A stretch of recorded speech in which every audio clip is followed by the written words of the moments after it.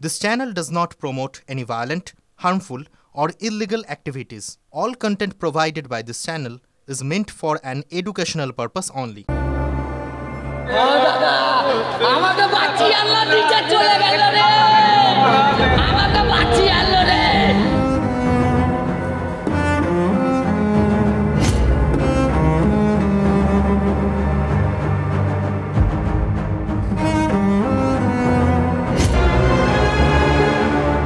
সবাইকে জানানো হয়েছিল শৈশবত করে কিচ্ছু হয়নি। হাতের ওপর হাত না থাকলে এইটা একটা চলতে পারে না।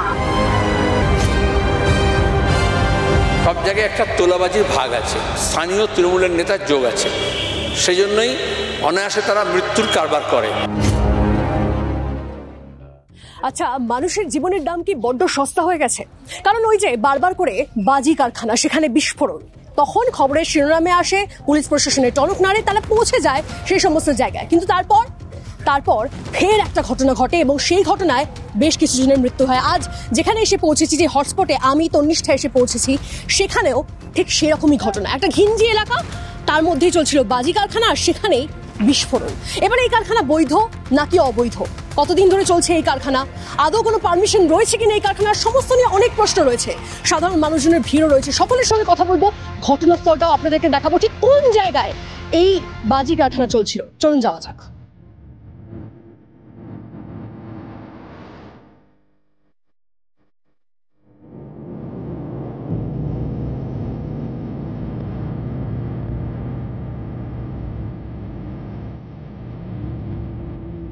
আপনারা জানতেন এরকম কোনো বাজি কারখানা রয়েছে? এখানে যে বাজি কারখানা ছিল সেটা আমরা জানতে পারি। আমার মনে হয় ধারণাও কেউ করতে পারে না যেখানে বাজি কারখানা। হ্যাঁ, ধারণা করতে পারি না যেখানে বাজি, ঠিকই আমরা কোনোদিনও জানতে পারিনি।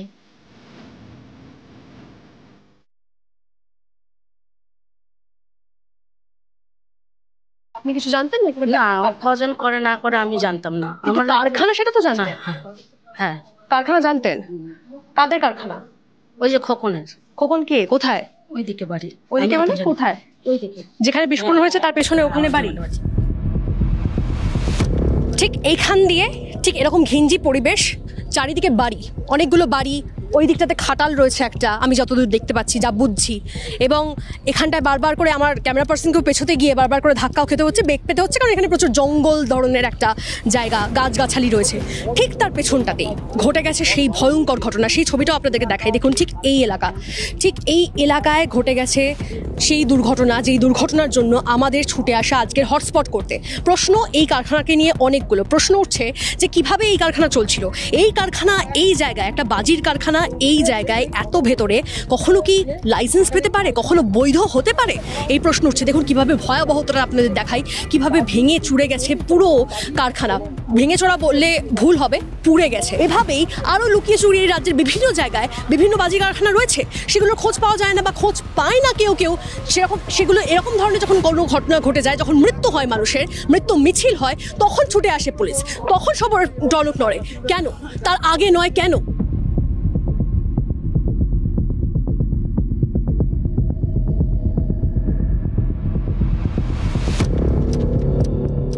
কে হন উনি?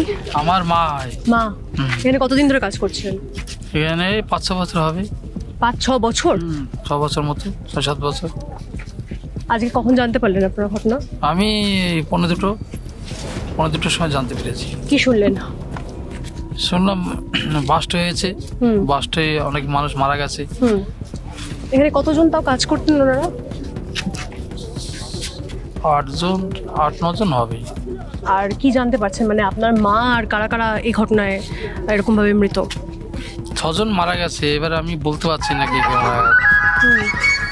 কিন্তু এই কারখানা কি মানে কোনোভাবে বৈধ না অবৈধ কিছু জানেন আপনারা? না, সেটা জানি না। জানেন না? না। হঠাৎ করে বাস্ট হলো কোথা থেকে, কিছু জানতে পেরেছেন? না, সেটা জানি না। কিভাবে বাস্ট হয়েছে সেটা বলতে পারছি না। বুঝতে পারছি আপনি মানসিকভাবে ভেঙে পড়েছেন, কিন্তু আপনার আর বাড়ি থেকে কে আছে? বাড়িতে আমার ছেলে আছে, বউ আছে, আমি আর মা ছিল। মায়ের বয়স কত? তাও মায়ের বয়স 60-61 হবে। 60-61 হবে। আপনারা জানতেন ওখানে বাজি তৈরি হয়? হ্যাঁ, সে জানতাম। মানে জানতেন যে বাজির কারখানায় কাজ করে? হ্যাঁ। আচ্ছা, কি বাজি তৈরি হয় সেটা তো জানা নেই। হ্যাঁ, কিন্তু এতটা যে ভেতরে আপনার মনে হয়নি কখনো যে ঘটনা ঘটতে পারে কোনো বা রিস্কি কখনো সেটা দেখেছিলেন তো সেটা? আমি এই প্রথম, আমি কোনোদিন আসিনি এই বাড়িতে। আচ্ছা, আমার মা কাজ করতেন ঠিকই, কিন্তু আমি আসিনি কোনোদিন। আজকে এসে দেখলেন এরকম পরিস্থিতি হয়ে গেছে। পরিস্থিতি বেশ। মা নেই। কেন বাজির কারখানা মনে করে আমার মাথা ঠিক নেই। এখানে মনে কর 10-12 বছর হবে, মনে কর কি জানি।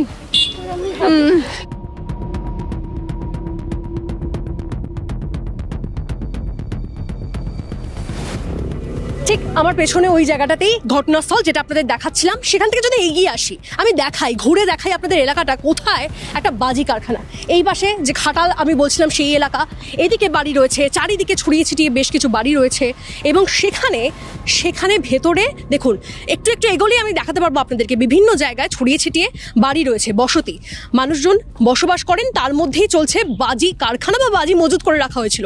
সেই বিষয়টা এখন স্পষ্ট নয়, কিন্তু কথা হচ্ছে যে এদের মাথায় কাদের হাত রয়েছে।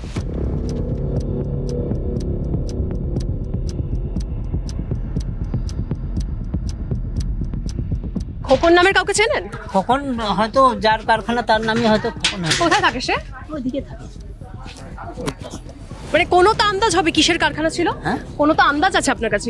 না, আপনারা তো দেখেছেন কিসের কারখানা, সেটা এখন দেখা যাচ্ছে। আমি বলতে পারবো না তো।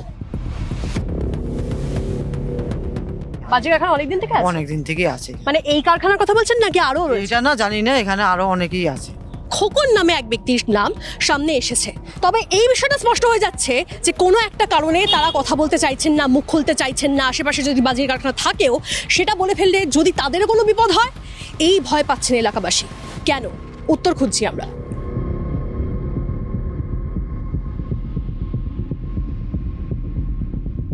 এই বাড়িতে বাজি তৈরি করে সেটা আমার জানা নেই, কিন্তু আশেপাশে এরিয়াতে প্রচুর বাজি ফ্যাক্টরি আছে, কারো লাইসেন্স নেই।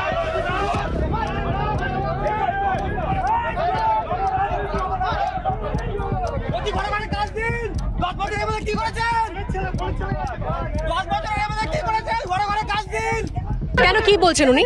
উনি যে কথা বলছেন, এখানে কোনো কারখানা নেই, এখানে বিক্রি করার জন্য বাজি মজুদ ছিল, এখানে কোনো এখানে কারখানা ছিল না। আচ্ছা, কিন্তু বিধায়ক মিথ্যা কথা বলছে। মানে এখানে কোনো কারখানা ছিল না?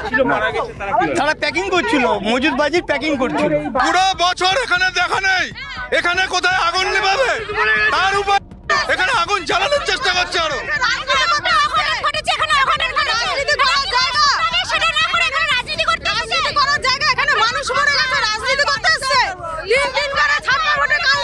সারা বছর, আজকে 4 বছর হয়ে গেল জিতেছে, একদিনের জন্য রক্তলায় আসেনি। আজকে কোথায় আগুন নেভাবে? সহানুভূতি দেখা, দুঃখ তো জানান। এখানে যে রাজনীতি করছে এমএলএ, এখানে যে রাজনীতি করতেছে এমএলএ। যেখানে শুনে স্যার এলাম সেটা হচ্ছে যে বাইরে অলরেডি সবাই বলছে যে বিধায়ককে এতদিন দেখা যায় না, এখন এসেছেন। विधायक की पुलिस मशीनरी, पुलिस के निष्क्रिय करे रखबे, विधायक की हम विधायक है, पुलिस नहीं है। एसपी जिम्मेदारी है, इनका पुलिस मशीनरी जिम्मेदारी है, उनका लोग जिम्मेदारी है, और इसीलिए जो असली जो क्रिमिनल है उसको नहीं पकड़ने देंगे।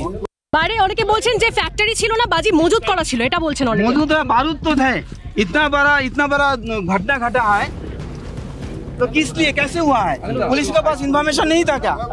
পুলিশের কাছে সমস্ত ইনফরমেশন ছিল, পুলিশকে নিষ্ক্রিয় করে রাখা হয়েছে, আর পশ্চিমবঙ্গটাকে পুরো বাজির ফ্যাক্টরি করে দিয়েছে। কোনো ধরনের প্রিভেন্টিভ মেজার সেরা নেয় না। একের পর এক ঘটনা, দত্তপুকুরের ঘটনা ঘটছে, মেদিনীপুরে ঘটনা ঘটেছে, খাগড়াগড়ে ঘটনা ঘটেছে, একের পর এক এই ধরনের ঘটনা ঘটার পরে কি করে পুলিশ নিষ্ক্রিয় থাকে? তারপরে এখানে 3 বারের কাউন্সিলর, তার একেবারে ঘরের ডোগায় পুলিশ হেডকোয়ার্টার, এখান থেকে অনলি 1/2 কিলোমিটার ডিস্টেন্সে পুলিশ হেডকোয়ার্টার এখানে, নদিয়া ডিস্ট্রিক্টের এসপি পুলিশ হেডকোয়ার্টার এখানে। তাহলে তার একেবারে 1 কিলোমিটারের মধ্যে এই ধরনের ঘটনা ঘটছে, তার কাছে ইনফরমেশন থাকে না, সে কি করে দায়ভার করছে? দায়ভার এড়াতে পারবে? কখনো দায়ভার এড়াতে পারবে না, কারণ পশ্চিমবঙ্গটাকে এরা এইভাবে, সাধারণ মানুষের জীবনের কোনো দাম নেই, এরা সাধারণ মানুষের জীবনকে নিয়ে এইভাবে খেলছে। আর এখানে শুধুমাত্র এটা নয়, আরও অনেক ফ্যাক্টরি আছে, কোনো ফ্যাক্টরিতে এরা কোনো ধরনের স্টেপস নেবে না, কারণ তাদের কাছে তোলা যায়, আর তোলা যায় বলে এরা এই ধরনের কাজ চালিয়ে যাচ্ছে।